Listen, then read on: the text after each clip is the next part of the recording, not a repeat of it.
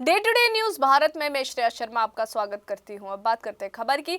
हरियाणा की राजनीति एक बार फिर गर्म हो चुकी है। राज्यसभा चुनाव की घोषणा होते ही सियासी गलियारों में अगर बात की जाए हलचल तेज हो गई है। इस बार मुकाबला दिलचस्प है क्योंकि आंकड़ों के हिसाब से एक सीट भाजपा और एक सीट कांग्रेस के खाते में जाना लगभग तय माना जा रहा है। हरियाणा से मौजूदा राज्यसभा सांसद रामचंद्र जाखड़ा और साथ ही आपको बता दें कि किरण चौधरी का कार्यकाल अप्रैल में समाप्त हो रहा है। नामांकन की अंतिम तारीख 5 मार्च तय की गई है और 16 मार्च को मतदान के साथ उसी दिन नतीजे भी घोषित कर दिए जाएंगे। ऐसे में दोनों दलों ने अपनी अपनी बिसात बिछानी शुरू कर दी है। सबसे ज्यादा चर्चा इस बात को लेकर है कि कांग्रेस किसे अपना उम्मीदवार बनाएगी। पार्टी के भीतर कई नामों पर मंथन चल रहा है, लेकिन सबसे आगे नाम जो है हरियाणा के प्रभारी बीके हरिप्रसाद का बताया जा रहा है। बेंगलुरु से आने वाले बीके हरिप्रसाद फिलहाल ना लोकसभा में है और ना ही राज्यसभा में।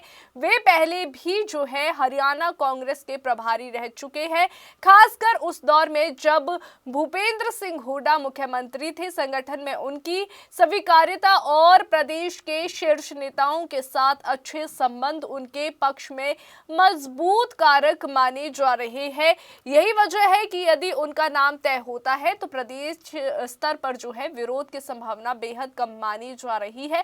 हालांकि कांग्रेस के भीतर अन्य नाम भी चर्चा में है। बाहरी नेताओं में जयराम रमेश और पवन खेड़ा के नाम की भी फुसफुसाहट सुनाई दे रही है। वहीं प्रदेश से जो है उदय भान और राव दान सिंह के नाम हाईकमान तक भेजे जाने की चर्चा है।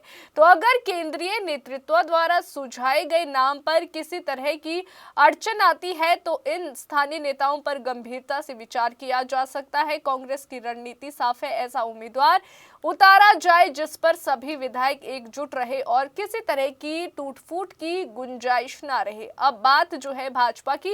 भाजपा ने भले ही आधिकारिक तौर पर अपने पत्ते नहीं खोले हो, लेकिन पार्टी के भीतर जो है दावेदार सक्रिय हो चुके हैं। माना जा रहा है कि इस बार उम्मीदवार के चयन में मुख्यमंत्री नायब सिंह सैनी की भूमिका अहम रहने वाली है। संगठन में उनकी बढ़ती पकड़ और हाईकमान में बढ़ती स्वीकार्यता को देखते हुए ये चर्चा है कि उम्मीदवार उनकी पसंद का हो। संभावित नामों में कैप्टन अभिमन्यु और कुलदीप बिश्नोई प्रमुख है। दोनों नेता लगातार दिल्ली और चंडीगढ़ के बीच सक्रिय है और पार्टी नेतृत्व से मुलाकातों का दौर जारी है। वहीं मौजूदा सांसद किरण चौधरी भी दोबारा मौका पाने की कोशिश में बताई जा रही है। हालांकि पार्टी के भीतर इस बात पर मंथन है कि क्या उन्हें दोबारा मौका दिया जाए या किसी नए चेहरे पर दांव लगाया जाए। भाजपा अक्सर राज्यसभा चुनाव में चौंकाने वाले नाम सामने लाती रही है, इसलिए अंतिम निर्णय तक जो है अटकलों का दौर जारी रहेगा। अब जरा गणित समझ लेते हैं। हरियाणा विधानसभा में राज्यसभा की एक सीट जीतने के लिए 31 वोटों की जरूरत होगी। कांग्रेस के पास फिलहाल 37 विधायक है, जबकि भाजपा के पास 47 विधायक है और 3 निर्दलीय विधायकों का समर्थन भी उसे प्राप्त है। इस हिसाब से दोनों दल आराम से एक सीट जीत सकते हैं। भाजपा अगर दूसरी सीट जीतना चाहे तो उसे कम से कम 7 विधायकों की क्रॉस वोटिंग की जरूरत पड़ेगी, जो मौजूदा राजनीतिक परिस्थितियों में बेहद कठिन माना जा रहा है।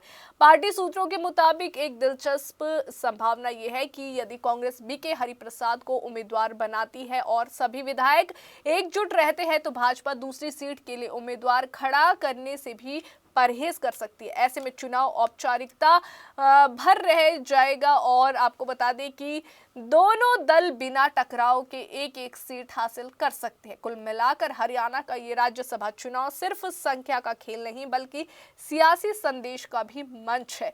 कांग्रेस के लिए ये संगठनात्मक एकता दिखाने का अवसर है तो भाजपा के लिए नेतृत्व की ताकत और रणनीतिक कौशल का इम्तिहान। अब नजरें 5 मार्च तक की हलचलों पर टिकी है। कौन बनेगा उम्मीदवार, किसकी लॉबिंग काम आएगी और क्या कोई आखिरी समय का सियासी ट्विस्ट देखने को मिलेगा? 16 मार्च को नतीजे भले ही आ जाए, लेकिन इस चुनाव की गूंज हरियाणा की राजनीति में लंबे समय तक सुनाई देगी। तो अभी के लिए फिलहाल इतना ही। आपको बता दें कि फील्ड में हमारा कोई भी रिपोर्टर किसी से किसी भी प्रकार का उपहार या विज्ञापन स्वीकार नहीं करता है, ना ही किसी को ब्लैकमेल करता है। हम समाज में दबे कुचले लोगों की आवाज बनते आए हैं और आगे भी बनेंगे। साथ ही हम ऐसी कोई ढोंगी बाबाओं वाली खबर नहीं दिखा रहे जिससे भोली भाली जनता मूर्ख बने या उन्हें किसी भी प्रकार का कोई धोखा मिले। हम लोकतंत्र के चौथे स्तंभ को और अधिक मजबूत करने की पूरी कोशिश में लगे हुए हैं। तो देश और दुनिया की ताज़ा खबरें इसी तरह देखते रहिए day to day news Bharat में, और हमारे चैनल को लाइक, शेयर और सब्सक्राइब करना ना भूलें।